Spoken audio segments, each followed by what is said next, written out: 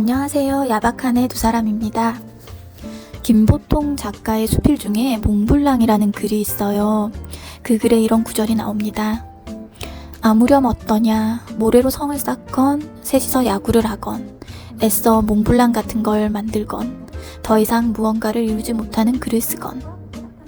아무렴 어떠냐, 그렇게 생각하니 문득 홀가분해졌다. 되고자 하는 것이 없으니 뭐가 되든 상관없다. 주어진 기회에 충실하며 묵묵히 살아낼 뿐이다. 만드는 것마다 변변치 않지만 꾸준히 한다면 그럭저럭 봐줄 만한 것을 만들어낼 수도 있겠지. 그리고 언젠가 모든 것이 끝나고 긴 잠이 드는 날, 그런 무의미한 삶을 잘도 살았구나 하고 누군가 말한다면 하지만 즐거웠다 라고 웃으며 답할 것이다. 제가 처음 베이킹을 시작한 건 결혼 초반이었어요. 그땐 뭐든지 하고 싶은 의욕이 샘솟던 시기니까요.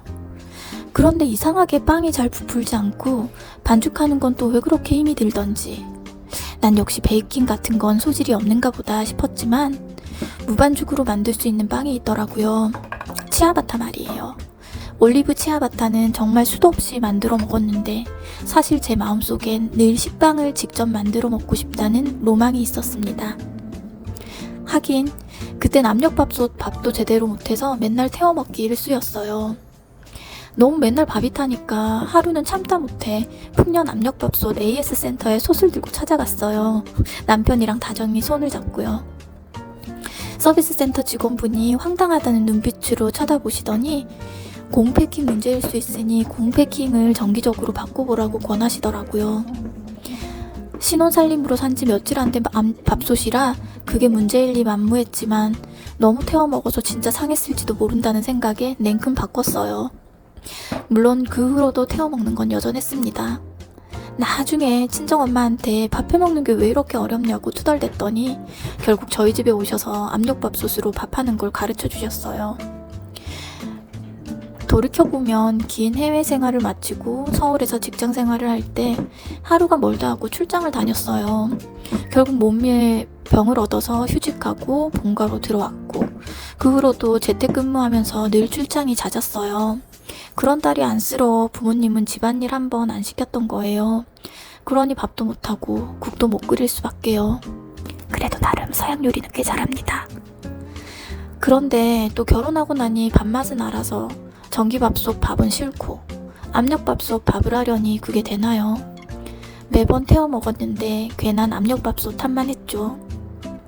밥하는 요령 문제였는데 그렇게 한번 배우고 나니 이제 결혼 8년차 밥 태워 먹는 날은 손에 꼽히죠. 근데 밥을 하다 보니 그렇더라고요. 내가 물을 100ml를 넣을지 200ml를 넣을지 계량해보지 않잖아요. 그냥 눈대중 손대중으로 대충 하면 그럴싸한 밥이 만들어지잖아요. 몇 그램 단위로 계량을 하고 본 집에 없는 재료들 잔뜩 넣어야 하는 베이킹이 그렇게 다가가기 힘들었는데 어느 날 그런 생각이 들더라고요. 식빵 같은 건 서양에서 우리나라 밥 같은 존재잖아. 그 사람들이 저렇게 계량을 다해서 빵을 굽는다고? 말도 안 돼. 그리고 아무리 계량을 따라해도 전 왜 저렇게 퐁신퐁신한 빵을 만들 수 없는 걸까요? 이건 정말 계량의 문제가 아닌 것 같았어요. 그래서 저도 밥을 짓듯 눈대중으로 대충 구워보기 시작했습니다. 버터가 있으면 버터도 넣고 우유가 있으면 우유도 넣겠지만 없으면 없는 대로 안 넣어도 아무 문제 없더라고요. 물도 160ml, 180ml, 45도 온도 안 맞춰도 되더라고요. 대충 미지근한 물 어느 정도에 밀가루랑 이스트 잘 풀어서 설탕 소금 넣어주면 그런대로 식빵 같은 빵이 나오더라고요. 처음에는 이게 진짜 되네 싶더라고요. 그렇게 반죽도 점점 치대는 시간을 줄여보니 무반죽도 될 것 같은데 싶어 찾아보니 무반죽 식빵 만드는 영상도 엄청 많더라고요. 그렇게 무반죽 식빵을 만들어 먹기 시작하고선 이제 식빵은 안 사 먹게 되었어요. 에그타르트나 쿠키같이 안 사 먹게 되는 게 하나씩 늘어나게 되네요.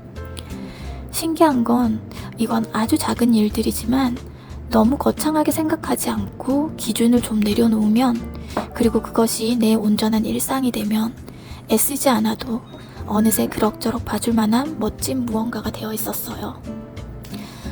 전 지금 모든 것에서 새로운 시작을 하고 있어요.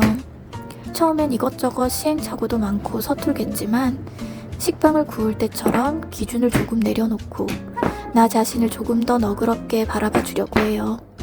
그러다 보면 내가 무언가를 또 어떻게 이뤄내지 않을까 하는 설렘을 가져봐요.